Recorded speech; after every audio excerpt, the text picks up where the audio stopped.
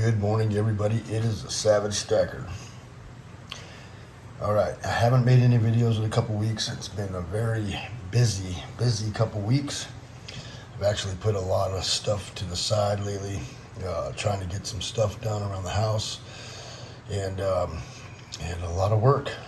Work. There's a lot of work out there right now, but we have not stopped stacking, and I've been pursuing vintage silver like crazy, and I need to stop. I know there's a lot of vintage guys out there, and I know you guys are all starting to go crazy on vintage silver, but let me tell you right now, there are some amazing deals on generic silver, very cheap, and if you're trying to cost average out your stack, it is a very good time to stick with it. Stick with it.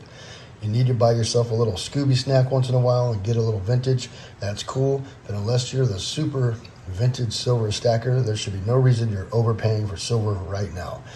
And I just want to say that because there's, a lot of people collecting vintage silver right now. And if you're paying $400, $500, $600 for a 10-ounce bar of silver, it's all fine and dandy. But when you got to sell that, you don't want to lose money. You're going to have to try pretty hard or do an eBay account in order to get rid of that. And if something happens to you and your family's got to sell that stuff, and they sell it for generic, you just lost a lot of money. So did your family.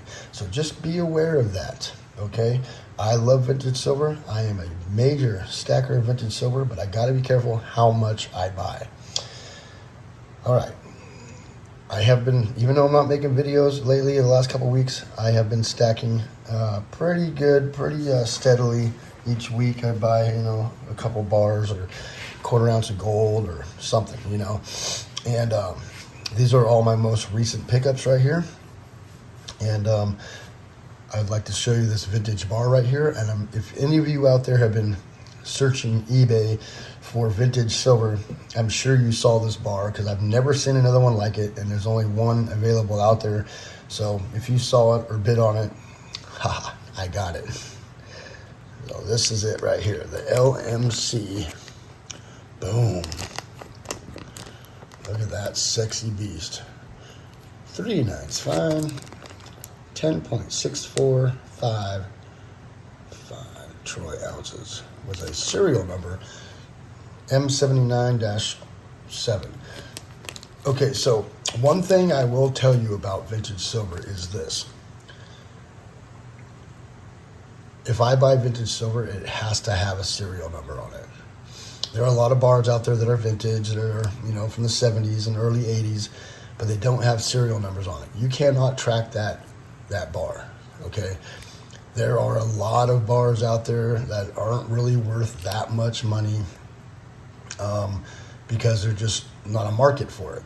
So I haven't even trimmed my nails in like a week. Darn it. So I always try to make sure that when I go after vintage silver, that it has a serial number. And that is a serial number right there, M79-7. This is a 1979 bar, Louisville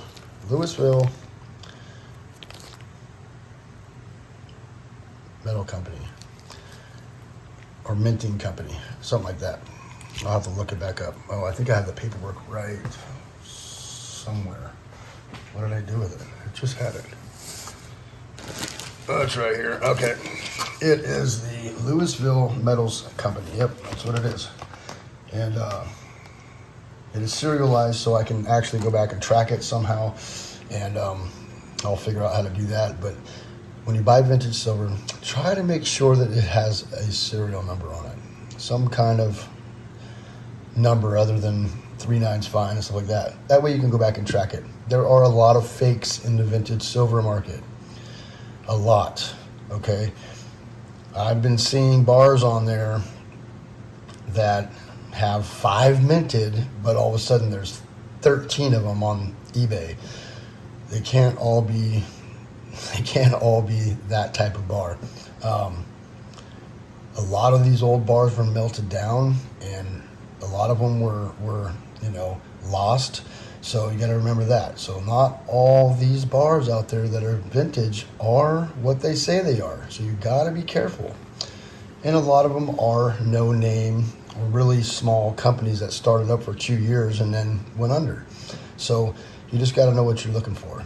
And this is all stuff that I'm learning along the way, because I have a bar that I know for a fact it is what it is. And I've been seeing a lot of these particular bars on eBay lately that have the wrong shape, the wrong font, but they say the exact same stuff. And I'm like, no. And because they're a small company and they were only around for a couple years, so most likely they didn't buy 90 different, dyes to stamp these things. So, unlike Engelhard, where they have different styles, different series, different, formats and different bars and different fonts, and they're around for a long, long time. Some of these companies are around for 2 or 3 years, and I know that they only made one style of bar, but you'll see 3 different styles out there in the market. So you got to be careful and know what you're doing when you're buying vintage. It's not all vintage. Some of it is new, and they've been antiqued and banged around and thrown in the dryer and thrown this, and just, they're not what they say they are. So just be careful, because somebody can buy silver for shot, and they can melt it down and make a bar, buy some stamps, and then make it look vintage, and then sell it for twice what they paid for the shot. Then, there's a lot of people out there just going to do that scam. So just be careful and know what you're doing. All right, so this is what I've been picking up, and I've been noticing there's a lot of LBMA bars out there in the world, and I believe that one of the reasons why there's not much silver in the LBMA is because they've been selling it off. We are getting a lot of these LBMA style bars here in the States. And they're nice bars. I mean, the cool thing about them is they're serialized. They are assayed. They have a COA. They're usually sealed. This one happens to have little shiny stickers on it. And these are the older style IGR bars. I think they're probably 5 or 6 years old. All the new ones, all the new LBMA stuff is all cast bars, cheaper to make, and there's been a lot of it over here. Like the Nader bars that I got here, these are your normal LBMA bars. So there's been a lot of these around, and from IGR to JBR to Nader, the Italian ones, which I can't pronounce. Yeah, there's been a lot of LBMA bars, and I made a whole video on what's going on with the LBMA and why there's a shortage of silver in the LBMA. And I did my research on it, but I haven't quite edited it correctly, because there's a lot of research in there that I'm not 100% positive on. So I don't want to put that video out, because I don't want to put out, fake news or crappy, research out on the YouTube. So, so I'll make some videos like this and freestyle a little bit while I'm, trying to research that out and put it out there. Okay, so yeah, I've been grinding lately. I've been buying some vintage, and I don't go after vintage like in a major way. It's like not all I buy, because I love vintage. I go after vintage, but it's not all I buy. It's like you've done good, you've worked hard, here's a Scooby snack for myself. It's kind of like a gift for myself for how well I've been stacking, how good I've been doing on saving on the premiums or whatever. And then I give myself a little bonus, maybe once every couple months of, God, that's nice. Once every couple months of a nice vintage bar.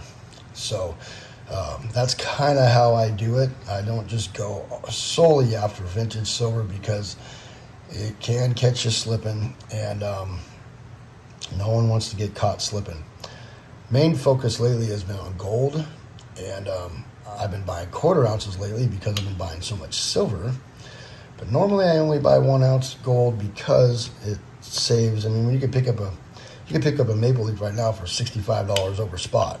But if I go pick up a 1/4 ounce maple like this, it's like $150 to $250 over spot when you add it up, 4 of them. So 1/4 ounces to me is not the sweet spot. It's a bad spot to be, and I don't suggest anybody buy 1/4 ounces of gold. I truly think that 1 ounce is really truly the only way to buy gold, because even if you try to buy a 1/2 ounce right now, you're looking at $1,000, and you know you're still paying $100 more per ounce than you should be. And I don't think that's a good spot either. I think 1 ounce of gold is the sweet spot. Or if you need to accumulate at a smaller increments, I like the 1/10 ounce. Yes, when you add up 10 of them, it's, you know, you're paying like $300 or $400 over spot, but you're able to do it at such a small increment that it's accumulatable, it's obtainable, and that, I don't know if that's right, if that's a word, obtainability, comes at a price. So I try to, you know, buy 1/10 ounce and 1 ounce usually only because of the price. So that's just a little bit about how I'm stacking, what I'm stacking. The reason why I got these 4 bars here, those 2 right there to equal 15 hundo. That way I can get it past the California $1,500 tax threshold.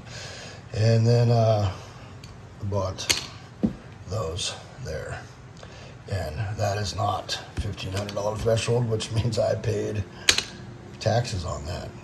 And the reason why I did that is I didn't quite have enough money, because I went out and splurged and took the kids and everybody out, you know, swimming, and we went and had a good weekend last weekend. We went and bought a nice motel room, got a nice hotel, and catered and swam and just had a good time. Just got out of the house, and the beaches were full. We didn't want to be crowded down at the beaches down here where I live, so we went and got a motel room and a really, you know, fancy spot, and did that little resort thing. So yeah, I splurged. You know, you got to do it once in a while. It was the last kind of shebang before the end of the year, or the end of the summer, and so that's what I did. So, but I'm still stacking pretty steadily. I'm trying to put at least at the bare minimum $1,500 up a month in metals for a savings. I think there's no time like right now to save and keep stacking. You know, regardless of what anybody says, inflation is still high. It's still at like 8.5% or something like that. Gas prices went down and now they're coming back up slowly but surely. It went up like 20 cents on us the other day. So we're not out of anything. It's bad. It's ugly, and we're headed into a straight tornado. So like I always say, stay prepared, get prepared, and stay prepared, and do all the things. Your life and your family depend on it. This is just a little video to show you guys what I've been picking up and what I got going on here that I'm still stacking, and just to say hi to everybody, how I'm stacking. I'm buying as cheap of the cheap that I can get, and then once I do that, I splurge a little bit, right? I like to reward myself for doing such a good job stacking. And that's how I do my vintage. I don't want to go off the Richter scale and just get stuck buying all vintage, because what happens when you do that is you get stuck with a bunch of high premium, high cost silver. And if something was to ever happen to me, which my job is quite dangerous, my family's not going to know how to liquidate. So keep that in mind when you're stacking. My strategy might not be for everybody, but it is a strategy. Everybody has their own way. Thank you everybody for coming by. Please hit that like button all the things, so it helps the algorithm. Hit that thumbs up, like button. I already said that. Leave a comment and hit that subscribe button. I appreciate everybody. It is a Savagestacker. Over and out.